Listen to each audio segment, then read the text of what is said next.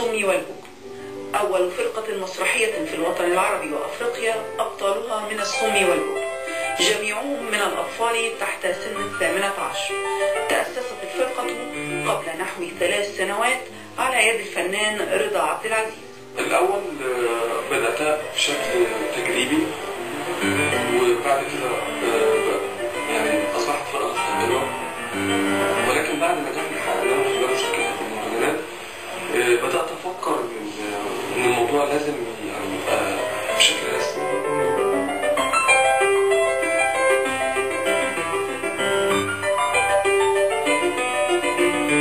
فرقة الصامتين جمعت بين إحساس الروح وتعبير الجسد ليكون بمثابة لغة تقرب ما بين الصم والأسوياء، وقد استطاع الصامتون أن يحققوا التوافق بين أدائهم الحركي وبين أنغام الموسيقى التي لا يسمعونها. بدأت أختار العناصر اللي هي أولا أهلها ترحب بالموضوع، وثانيا هم عندهم ميول فنية. تعايش الفنان رضا عبد العزيز مع الأطفال الصم والبكم وتعرف على عالمهم الصامت، ورأى بعينيه معاناتهم في التواصل مع أقرانهم العاديين.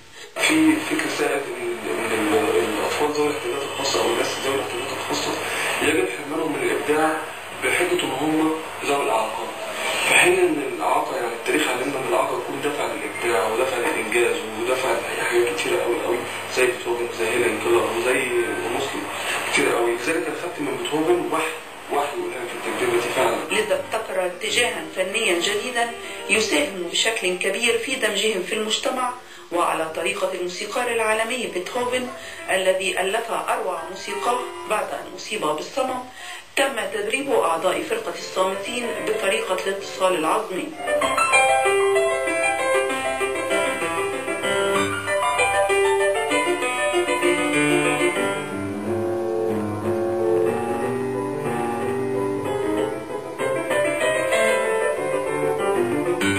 لقيت إن هو كان بيستخدم أسلوب الاتصال العظمي اللي هو بيحط راسه على الجزء بتاع البيانو مثلا. بقيت أحول الموسيقى اللي احنا بنعمل عليها الاستعراضات بتاعتنا لبيت نبضات تيمبو، واخد التيمبو ده وأعمله على كف الولاد كده، وأعمل لهم التيمبو ده على كف الولاد أو على كتافهم.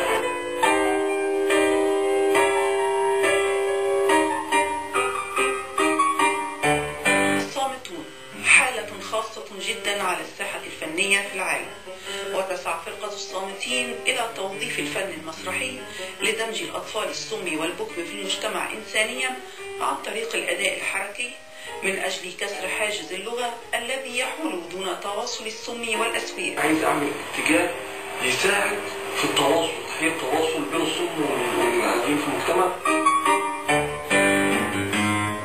ما بنعملش عروض استعراضية اللي هو تشكيل في الفراغ وبلا هدف، لا احنا لنا هدف ومنهج ماشيين عليه مظبوط قوي، اننا مفيش عرض يخلو من رسالة يخلو من قضية. يتناول الصامتون في أعمالهم مختلف القضايا الإنسانية من خلال لوحات استعراضية تتوافر لها كل عناصر الإبهار من موسيقى وإضاءة وديكور وملابس. أنا صغيرة كان بيناقش الانتهاكات اللي بتعرض لها كل ذوي الاحتياجات الخاصة على اختلاف إعاقاتهم في العالم العربي، في العالم كله بشكل عام. اعتمد المخرج والمؤسس للفرقة على موهبته وخبرته كموسيقي واستعراضي. أنا بعمل مبتدئين من ذوي الإعاقات، دي رسالتي. إن طموحه وحبه لهؤلاء الأطفال الصم دفعه لتفعيل دمجهم بين أقرانهم، واتخذ من فن الأداء الحركي مدخلا لتحقيق ذلك، وجعلهم يقتحمون المجتمع بفنهم الهادف الراقي.